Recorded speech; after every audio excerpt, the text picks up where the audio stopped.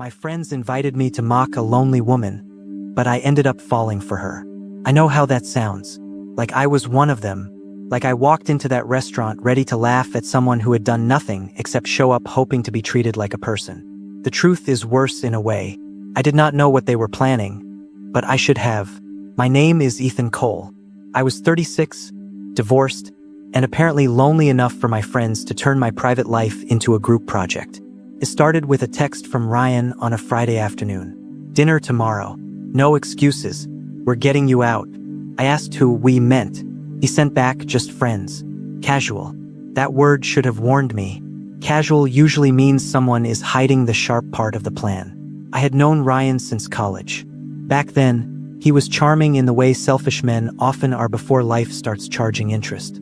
He could make a room laugh, make strangers feel included, and make cruelty sound like harmless fun if he smiled at the right moment. After my divorce, he treated my loneliness like a joke that needed fixing. Every time we met, he had some comment ready. You need a woman. You need a life. You need to stop looking like a man who alphabetizes his grief. I laughed because it was easier than admitting some jokes get heavier when you hear them too often. So I went. The restaurant was downtown, warm lights, dark wood, soft jazz, the kind of place where people spend too much money to pretend they are relaxed. Ryan was already there with his wife, 2 other couples, and one empty chair beside a woman I had never seen before. She sat with her hands folded around a glass of water, looking calm in a way that felt practiced. She had dark curly hair, a green dress, and eyes that seemed to notice everything without begging anyone to notice her back. The moment I reached the table, the room changed. Not loudly, not obviously, just a tiny shift. Smiles tightened. Someone looked down too fast. Ryan stood up like a host presenting a surprise. Ethan, this is Clara. Clara, Ryan repeated, smiling too hard, like he had already imagined the story he would tell later. Clara, this is Ethan. She looked up at me politely. Hi, Ethan. Her voice was warm, low, careful. Not nervous. Careful. Like someone entering a room where experience had taught her not to trust first impressions. Hi, I said. Then Ryan added the part he clearly could not wait to say.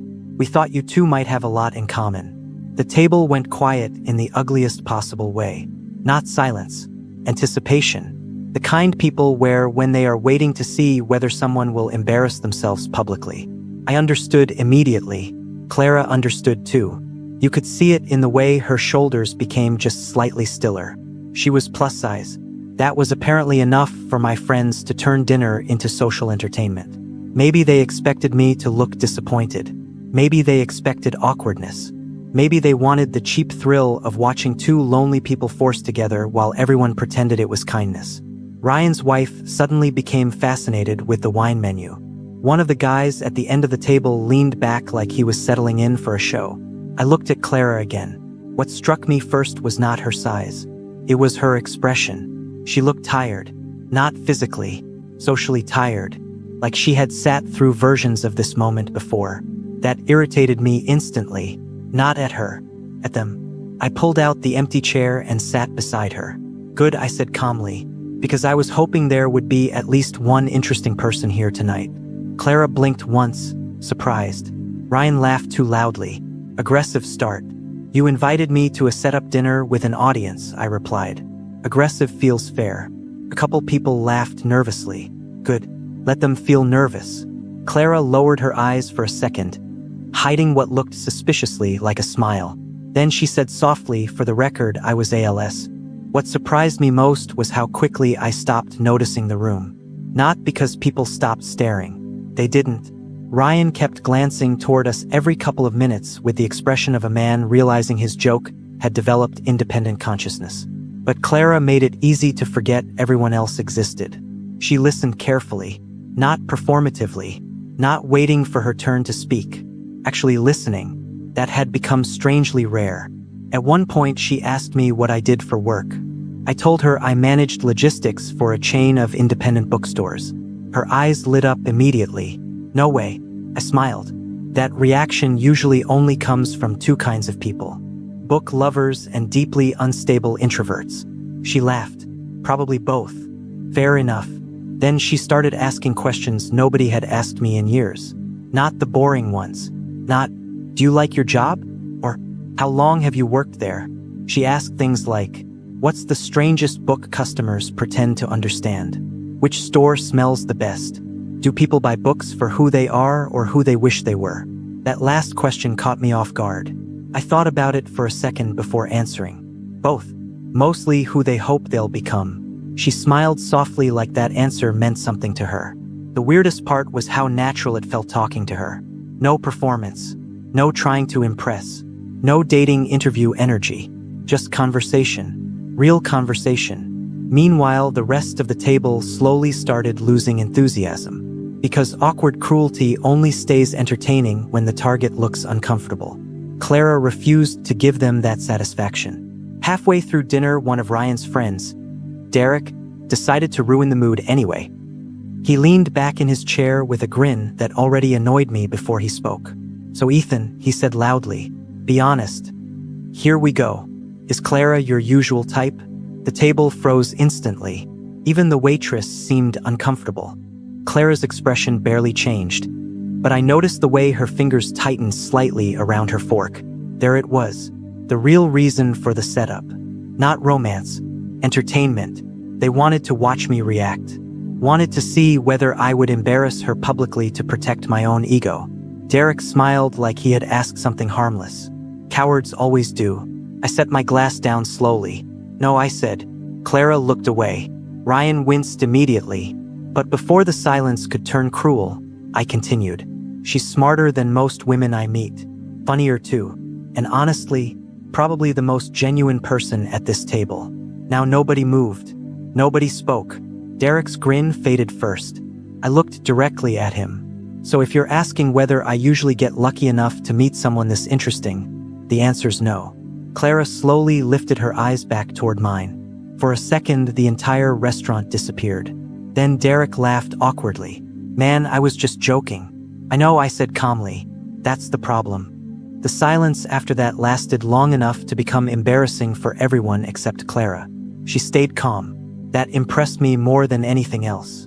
Most people, after being humiliated publicly, either shut down or explode. Clara did neither. She simply picked up her water glass and looked at Derek with a level expression. You know, she said softly, people always say something is just a joke, right after they realize it made them look bad. Nobody at the table knew where to look. Ryan muttered, okay, maybe we should change the subject. But the mood had already cracked open. Good, let it. For the next 20 minutes, the conversation became strangely careful. Like everyone had suddenly remembered they were adults. Clara leaned slightly toward me and whispered quietly enough that only I could hear. You didn't have to do that. I kept my voice low too. Yeah, I kind of did. Her eyes searched mine for a second like she was trying to figure out whether I meant it or whether I was just playing the hero in front of an audience. Apparently I passed some invisible test because her shoulders relaxed after that. Dessert menus arrived. Ryan's wife immediately started talking too loudly about cheesecake as if sugar could save the evening. Clara glanced at the menu. Do you trust restaurant chocolate cake? That depends, I said. Are we talking real chocolate cake or dry sadness pretending to be dessert? She laughed again. There it was. That laugh kept catching me off guard because it sounded honest. Not polished. Not careful. Honest. She pointed at one item on the menu. This one either changes our lives or ruins the night completely. Bold gamble. I respect confidence. We ordered one slice with 2 forks. That earned another weird look from half the table. I stopped caring. Actually, no, that's not true. I started enjoying the discomfort. Because for the first time all night, the people who arranged this setup were becoming trapped inside it themselves. Ryan had expected awkwardness. Instead, he got chemistry. Real chemistry. The cake arrived 10 minutes later. Clara took one bite, closed her eyes dramatically, and whispered, "Oh no." I laughed. Bad? Worse. Now I'm emotionally attached to this restaurant. That almost killed me. Not because the joke was incredible, because she delivered it with absolute seriousness. Conversation drifted naturally after that. She told me about students at the college library who hid notes inside books for strangers to find. I told her about a customer who once tried to pay an overdue fine with homemade soup. Please tell me you accepted it. Absolutely not. Coward. Fair. At some point, I realized something strange. I had completely forgotten to perform. That's what most first dates are, really. Tiny auditions. Two people trying to appear just slightly more charming than they actually are. But with Clara, none of that pressure existed. I didn't feel like I needed to impress her. I just wanted her to keep talking. Eventually, people started checking phones, asking for bills, gathering jackets. The dinner was ending. And unexpectedly, I didn't want it to. Clara slipped her purse over her shoulder slowly. For a second, she looked almost disappointed too. Ryan stood up awkwardly. So, good night? Nobody answered him immediately. Honestly, he deserved that. Clara finally broke the silence. Thank you for dinner.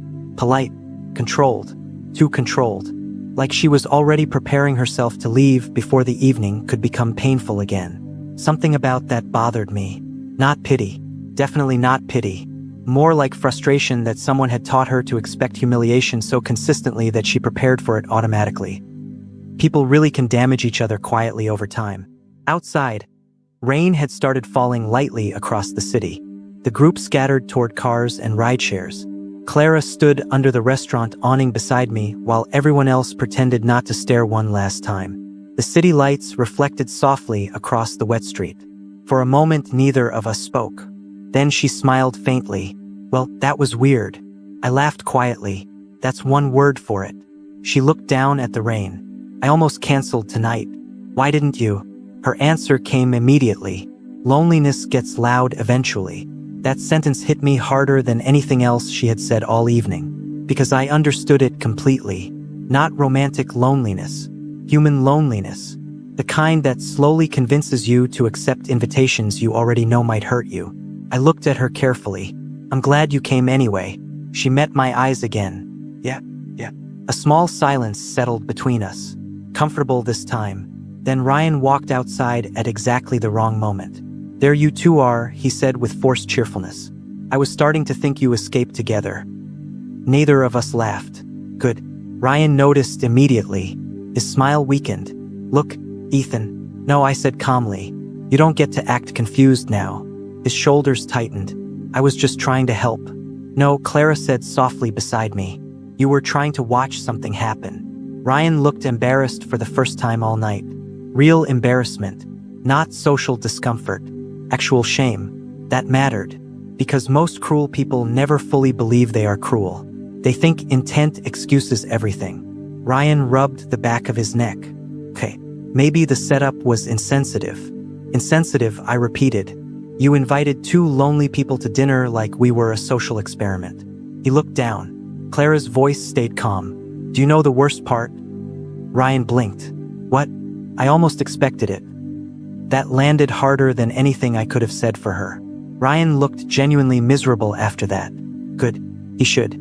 For a second, nobody spoke. Rain tapped softly against the sidewalk outside the restaurant while Ryan stood there looking like a man realizing too late that he had mistaken cruelty for charisma. Finally, he looked at Clara. I really am sorry. She studied him quietly for a moment. Then she nodded once. I believe you, but that doesn't erase it. Ryan swallowed hard. Fair enough. He left after that. Not dramatically, not angrily, just quietly. Honestly, it was the most mature thing he had done all evening. When he disappeared back inside, Clara let out a slow breath. You know, she said, I had an entire speech prepared tonight. That surprised me. A speech? Oh yeah, very dramatic. Probably award-worthy. I was ready to emotionally destroy at least 3 people. I laughed. What happened to it? She looked at me for a second. You ruined it. Sorry. No, she said softly. You're not.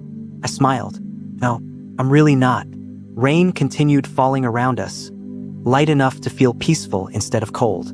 The city suddenly seemed quieter than before. Clara folded her arms loosely.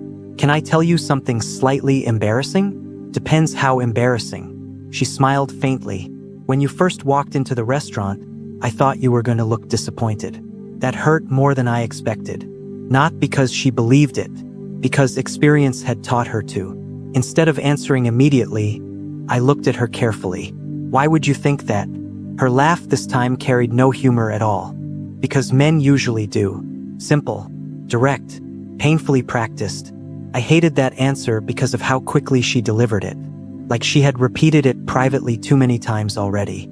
I leaned against the wall beside the awning. For what it's worth, my first thought was actually that everyone else at the table looked weirdly nervous. That made her smile again. Second thought, that you looked like the smartest person there. You don't even know me. I shrugged lightly. I know enough. Her eyes stayed on mine a second longer than before. That moment felt dangerous somehow. Not dramatically, quietly dangerous. Like realizing you are becoming emotionally invested before you intended to. Then she looked away first. So Ethan Cole, yeah, are you always this good at rescuing awkward situations? Absolutely not. Usually I make them worse. She laughed softly. Good. I distrust men who seem emotionally organized. That might be the nicest thing anyone said to me in years. We stood there another minute listening to the rain. Neither of us seemed eager to leave. Finally, I decided to stop overthinking it. Would it be weird if I asked you out properly? Clara looked genuinely surprised. Properly? Yeah. No audience. No social experiment. No Ryan. Her smile came slowly this time. I'd like that. Relief hit me harder than expected. Good. But, she added carefully, I need to ask something first. Okay. Are you asking because you feel bad for me? There it was. The real fear underneath everything else. Not rejection. Pity. I answered immediately because hesitation would have sounded dishonest. No. She searched my face carefully. Then why? I smiled slightly. Because you're funny. You're smart. And because talking to you felt easier than talking to most people I've known for years.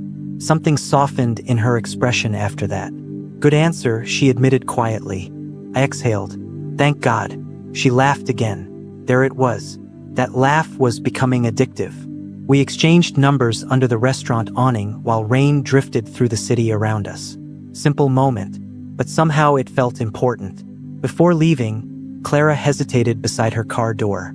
You know what the weirdest part of tonight was? What? I almost didn't come because I thought being lonely was less humiliating than being laughed at. That sentence stayed with me long after she drove away. Because nobody should have to calculate loneliness against humiliation. And yet so many people do. Saturday night turned into Sunday morning before I finally stopped thinking about her. Not obsessively. Not romantically, at least not yet. I just couldn't stop replaying the evening in my head. The way she handled cruelty without becoming cruel herself. The way she stayed kind without becoming weak. The way she looked directly at people when they disappointed her instead of pretending not to notice. That kind of strength sneaks up on you. At 11 the next morning, my phone buzzed. Unknown number. I already knew who it was. I hope you're emotionally prepared for coffee and bookstore criticism next Friday. I smiled before answering. Confident already. I survived Ryan's dinner table. I fear nothing now. A few seconds later, overconfidence is unattractive, Ethan. Good thing I'm relying entirely on personality then. 3 dots appeared instantly. That's a dangerous strategy for a man who alphabetizes grief. I stared at the message for a full second before laughing out loud alone in my kitchen. Then I typed, okay, that one was impressive. I know. And just like that, without either of us fully realizing it yet, the worst dinner invitation of my life quietly became the beginning of something else entirely.